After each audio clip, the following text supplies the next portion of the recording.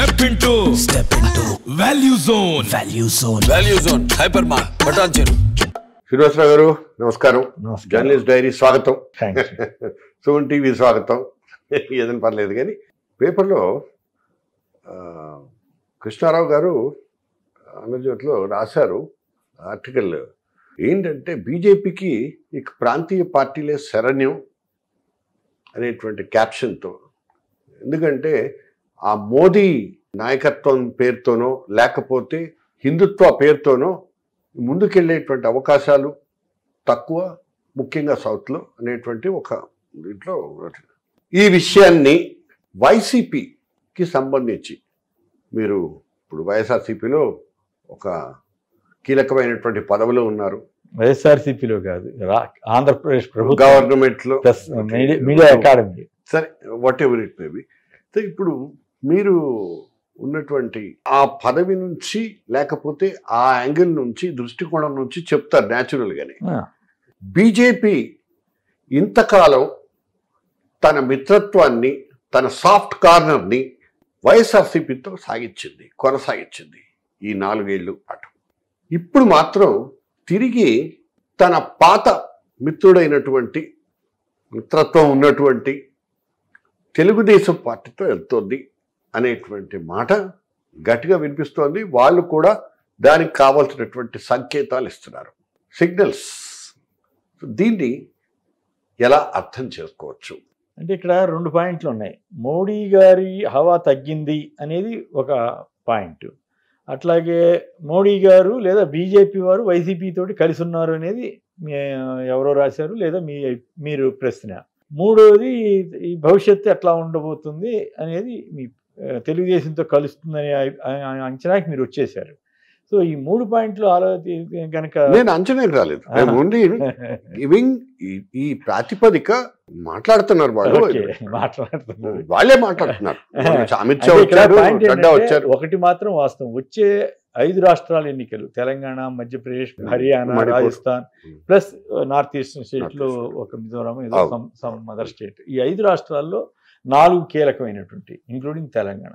ఈ 4లో వచ్చే ఎన్నికల ఫలితాల మీద వచ్చే లోక్సభ ఎన్నికల ఫలితాల ప్రభావం కూడా ఎంతో కొంత ఉండే అవకాశం ఉంది. 2019 ముందు కూడా కొన్ని కర్ణాటకలో జేడీఎస్ కాంగ్రెస్ వచ్చినప్పటికీ లోక్సభకు వచ్చేసరికి స్వీప్ చేసేసింది బీజేపీ. అట్లాగే మధ్యప్రదేశ్లో కూడా బీజేపీ స్వీప్ చేసింది. అదే ట్రెండ్ని మోడీ గారు కొనసాగించగలిగితే అప్పుడు ఇండిపెండెంట్గా వచ్చేస్తారు మళ్ళీ. కానీ అదే పరిస్థితి ఇప్పుడు దాకా కొనసాగుతుందా అనేది చెప్పజాలం. కానీ ఆయన ఎన్నుకుంటున్న యాంగిల్ కానీ, ఆయన ఈసారి కుటుంబ రాజకీయాలనే, కుటుంబ నేపథ్యాలని, family politics with associated with corruption అనే యాంగిల్లో తీసుకుని ఆయన దాడి ఆరంభించారు. ఈ దాడి సక్సెస్ఫుల్గా కనుక చేయగలిగితే ఆయన మళ్ళీ అగైన్ ఈ మే కమ్ బ్యాక్, తిరిగే అవకాశం ఉంది with full majority. Or otherwise కొన్ని ఇతర పార్టీల మీద ఆధారపడవలసిన పరిస్థితి అయితే ఉంటుంది. ఎందుకంటే ఎన్డీఏ అంటేనే కూటమి, అట్లాగే ఇటుపక్క యూపీ అనండి, లేదా ఇప్పుడు కొత్తగా వచ్చే దేశభక్త కూటమి అనండి, ఏదన్నా కానీ ఈ 2 కూటమిల మధ్య అంటే అన్నీ కూడా పార్టీల కలయికలే కదా. ఈవెన్ ఇప్పుడు కూడా మొన్నటిదాకా అకాలీదళ్ కూడా దీంతో ఉంది కదా, శివసేనలోని ఒక ఫ్యాక్షన్ బీజేపీ తోటి ఉంది కదా. ఆయా రాష్ట్రాల్లో తమకు అనుకూలమైనటువంటి చిన్న చితక పార్టీలు ఉన్నాయి కదా. సో ప్రాంతీయ పార్టీల మీద ఆధారపడకుండా ఏం లేదు. మొన్నటిదాకా అంతకుముందు టర్మ్లో తెలుగుదేశం ఆయనతో ఉంది, సరే వచ్చే సీట్లు లేకపోయినా పవన్ కళ్యాణ్ తోటి జనసేన తోటి పొత్తుంది. సో కాబట్టి ఆ మీరు ఒప్పుకోరు కానీ సాఫ్ట్ కార్నర్ ఇప్పుడు వైసీపీతో కూడా ఉంది కదా. వైసీపీ తోటి సాఫ్ట్ కార్నరా లేక వైసీపీ బీజేపీ పట్ల సాఫ్ట్ కార్నరా అనేది it is a debatable point. ఇంకోటి, 2 రాజకీయ పార్టీల మధ్య సత్సంబంధాలు ఉన్నాయా లేక 2 ప్రభుత్వాల మధ్య సత్సంబంధాలు ఉన్నాయా అనేది కూడా చూడాలి. సరే, ఈ 2 వేరు అని మీరు అడగొచ్చు, కాకపోవచ్చు. ఇది ఇచ్చిపుచ్చుకునే ధోరణిలో ఉంటుంది. కీలకమైన అంశాలు వచ్చినప్పుడు పార్లమెంట్లో సపోర్టు ఇస్తుంటే అది స్నేహపూర్వక వాతావరణం, అంత మాత్రం చేత వీళ్ళు కలవాలనేమి లేదు. వీళ్ళు కలవరు కూడా. బీజేపీ వారు బీజేపీతో నాకు సంబంధం లేదని ఇప్పటికే ఆయన చెప్పారు. అయితే ఒకే ఒక్క కండిషన్, ఆయన 2019కి ముందు కానీ అంత ముందు కానీ చెబుతూ వచ్చారు. ప్రత్యేక హోదా ఏ కూటమి అయితే ఏ ప్రభుత్వం అయితే ఇస్తుందో వాళ్ళకి నేను మద్దతు ఇస్తానన్నారు. సో అయితే బీజేపీ వచ్చిన తర్వాత వాళ్ళకి సొంతంగా మద్దతు వచ్చేసరికి ఆ అవకాశం లేకుండా పోయింది. అయినప్పటికీ కూడా కొన్ని విషయాల్లో వైసీపీ వారు కూడా వ్యతిరేకించారు. విశాఖ ఉక్కు కానివ్వండి, తర్వాత సిఏఏనా దీనికి సంబంధించినటువంటి ఇష్యూలో కానివ్వండి, అట్లాగే ప్రత్యేక హోదా ఇష్యూలో కానీ వాళ్ళు గట్టిగానే నిలబడ్డారు. వెళ్ళినప్పుడల్లా జగన్ గారు వినతి పత్రం ఇస్తుంటారు. సో అందువల్ల అట్లా అని చెప్పి కేంద్రంతో తగాదా పెట్టుకుంటారు అనే పరిస్థితి ఆయన ఎప్పుడు ఆ యాంగిల్లో ఎప్పుడు వెళ్ళలేదు. ఆ మాటకు వస్తే వెళ్ళలేకపోవడం కదా, వెళ్ళదలుచుకుంటే వెళ్తారు. సోనియా గాంధీ గారి మీద యుద్ధానికే వెళ్ళిన మనిషి. ఇక్కడ గమనించవలసిన అంశం ఏంటంటే సోనియా గాంధీ గారు కానీ చంద్రబాబు గారు కానీ కలిసి అన్ని అక్రమ కేసులు పెట్టి అన్యాయంగా 16 నెలలు జైల్లో పెట్టినా కూడా ఆయన నిలబడి పోరాడాడు తప్ప సోనియా గాంధీని ఒక్క మాట అనలేదు. మీరు గమనించండి. ఇప్పటివరకు కూడా బయటకు వచ్చిన తర్వాత కూడా సోనియా గాంధీని ఉద్దేశించి దోషంలో దిగల. జనరల్ క్రిటిసిజం కూడా నాకు ఆయన యాంగిల్ ఎంతవరకు స్టేట్ పాలిటిక్స్ వాటి మీదే కాన్సన్ట్రేట్ చేస్తూ వచ్చారు. వేరే చంద్రబాబు నాయుడు గారు సోనియా గాంధీని పొగిడారు, సోనియా గాంధీని తిట్టారు. జగన్ది బీజేపీతో భయంతో కూడినటువంటి స్నేహం అని అంటే దాన్ని ఆ యాంగిల్ నుంచి ఎందుకు చూడకూడదు?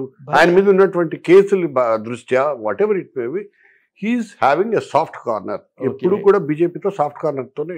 ఓకే, కేసులతో అంటే కేసులు మోడీ గారు ఎత్తేస్తారా? మరి ఎత్తేయించవచ్చుగా. మీరు అన్న చెప్పి ఒక మాట చెప్పండి. అట్లయితే ఎత్తేయించేస్తే అప్పుడు మీరు అన్నదానికి అర్థం వస్తుంది.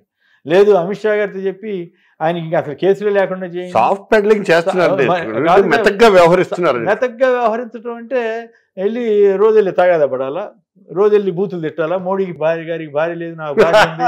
మోడీ గారికి కొడుకు లేడు, నాకు కొడుకున్నాడు. మోడీ గారికి మనవడు లేడు, నాకున్నాడని చెప్పాలి ఆయన కూడా. ఇది సంథింగ్ అంటే మీరు తెలుగుదేశం యాంగిల్ ఆలోచించి అడుగుతున్నట్లుగా ఉంది. తెలుగుదేశం యాంగిల్ ఏంటి? వాళ్ళకి అవసరమైనప్పుడు పొగుడుతారు, అలా అవసరమైనప్పుడు తిడతారు. మీరు చెప్తున్నారు తెలుగుదేశం యాంగిల్ నుంచి, అవన్నీ తెలుగుదేశం చెప్పినటువంటి ఆరోపణలు. అవును, దానికి తగ్గట్టుగానే మీరు ప్రశ్న వేశారని నాకు అనిపించింది. ఎందుకంటే I'm not finding fault. Soft peddling అంటే యుద్ధం చేయాలన్నది నా ప్రశ్న.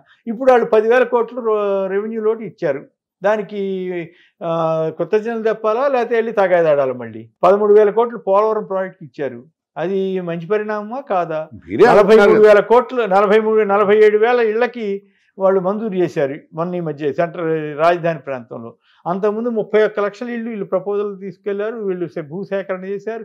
అంతా రెడీ చేసిన తర్వాత కేంద్రం కూడా వాటిలో 15 లక్షల ఇళ్ళకి అంగీకరించింది. అది కేంద్రం కేవలం ఏదో సానుభూతితోటో జగన్ మీద అభిమానంతో ఇచ్చినవి కాదు. రాష్ట్ర ప్రభుత్వం తీసుకున్న చర్యలు, రాష్ట్ర ప్రభుత్వం తీసుకున్న చొరవ మరి మిగతా రాష్ట్రాల్లో ఎందుకు ఆ చొరవ చూపలేదు? బీజేపీ పాలిత రాష్ట్రాల్లో కూడా మరి లక్షలకు సంబంధించినటువంటి పేదలకి ఇళ్ల స్థలాలు ఇచ్చి ఉండొచ్చు కదా. ఈయన ఇచ్చి చూపించాడు కాబట్టి, ఆ ఇచ్చి చూపించిన తర్వాత ఆ నామ్స్కి వర్తిస్తుంది కాబట్టి ఆ నామ్స్ ప్రకారం ఎవరు అధికారంలో ఉన్నా, కేంద్రంలో బీజేపీ ఉన్నా కాంగ్రెస్ ఉన్నా వాళ్ళు ఇవ్వాలి.